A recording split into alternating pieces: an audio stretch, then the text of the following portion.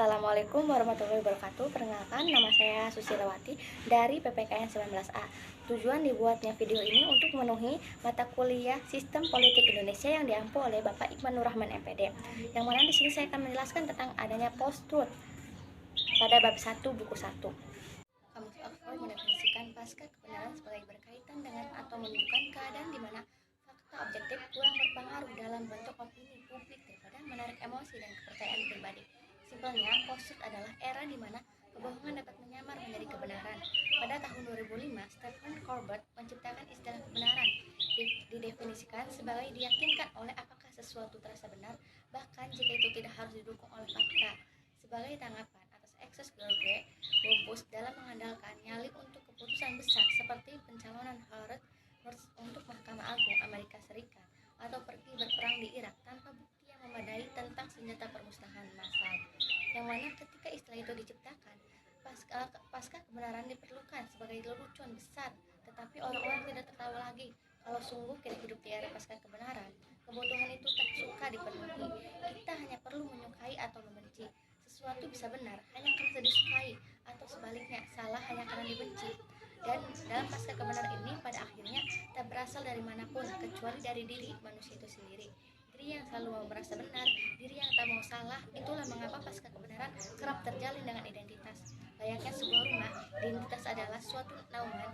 Di dalamnya kita aman, nyaman, diterima, dan dibenarkan. Tentu sekali orang perlu keluar untuk bekerja atau sekedar jalan-jalan, tetapi rumah tak pernah ditinggalkan selamanya. Dalam keberadaannya, membuat kata pulang selalu bermakna. Tak heran bila politik identitas sering mengulang narasi bernuansa pulang atau kembali. Suatu kejayaan masa lalu seakan-akan meredup dan hendak dipancarkan lagi. Contoh paling kontemporernya di sini, Make America Great Again meneguhkan identitas membenarkan diri, bahwasanya menyingkirkan segala sesuatu yang membangkitkan rasa salah atau aman. Berbagai berita bohong kerap mengeksploitasi kebutuhan itu.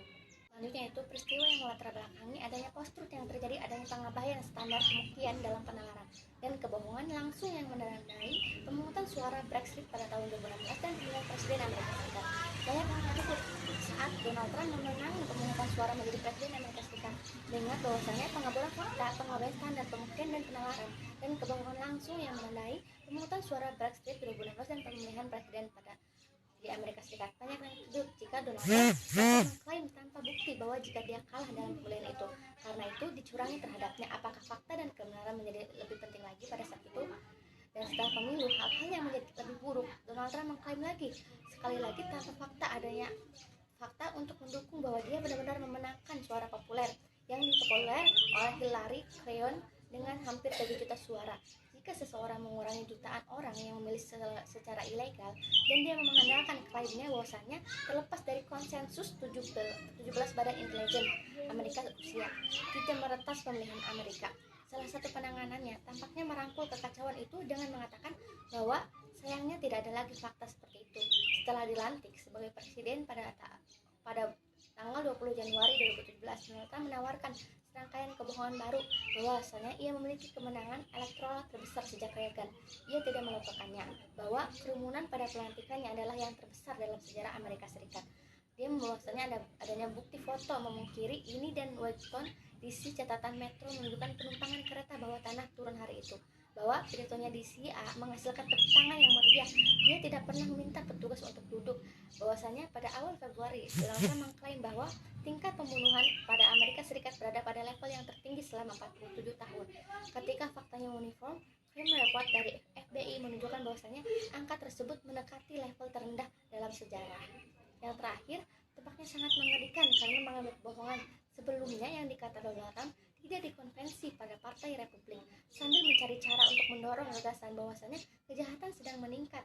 Ketika ditantang dalam hal ini, New Gretchen yang merupakan pengganti Donald Trump pada saat itu melakukan pertukaran kamera yang luar biasa berikut dengan reporter CNN Alison Camerota. Adanya fenomena post-truth ketika Presiden Donald Trump mengatakan bahwa perubahan iklim adalah tipuan yang diciptakan oleh pemerintahan Cina untuk merusak ekonomi Amerika. Konsekuensi jangka panjangnya mungkin sama-sama menghancurkan jika tidak lebih. Namun masalah sebenarnya di sini saya klaim bukan hanya isi dari keyakinan tertentu, tetapi gagasan menyeluruh bahwasanya tergantung pada apa yang diinginkan seseorang untuk menjadi kenyataan. Beberapa fakta lebih penting daripada yang lainnya. Bukan Bukan hanya karena para penyangkal perubahan iklim tidak percaya pada fakta, mereka hanya ingin menerima fakta yang membenarkan ideologi mereka. Bahwasanya seperti semua teori konspirasi, mereka merasa berjudul untuk standar ganda, di mana mereka secara kebersamaan percaya bahwa adanya iklim miskin di dunia, yang mana bagian dari konspirasi global untuk yaitu bukti tentang perubahan iklim. Tetapi pada kemudian Theory memilih paling mendukung statistik ilmiah mampu yang diduga menunjukkan bahwasannya suhu global belum naik dalam 2 dekade terakhir ini.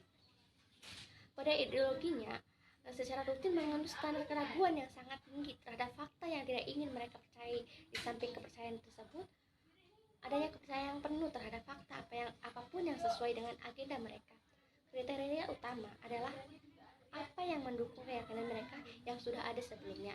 Hal ini membuktikan bahwasanya bukan pengabaian fakta, tetapi korupsi proses di mana fakta dikumpulkan secara kredibel dan digunakan secara andal untuk membentuk keyakinan seseorang tentang realitas.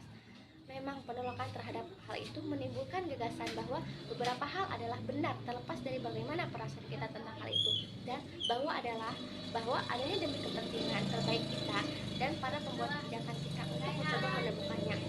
Yang mana di sini menggolongkan semua ini sebagai masalah menghormati adanya kebenaran dengan merangkul metode penyelidikan seperti sains yang biasanya mengarahkan pada keyakinan yang benar.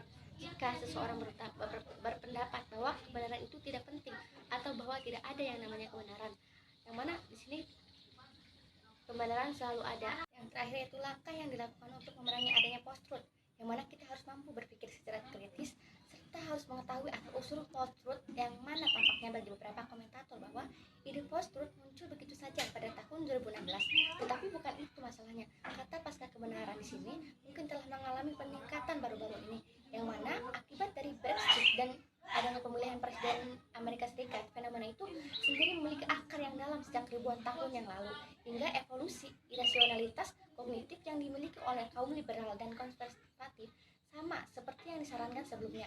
Ia juga berakar pada perdebatan akademis tentang ketidakmungkinan kebenaran objektif yang telah digunakan untuk menyerang otoritas sains.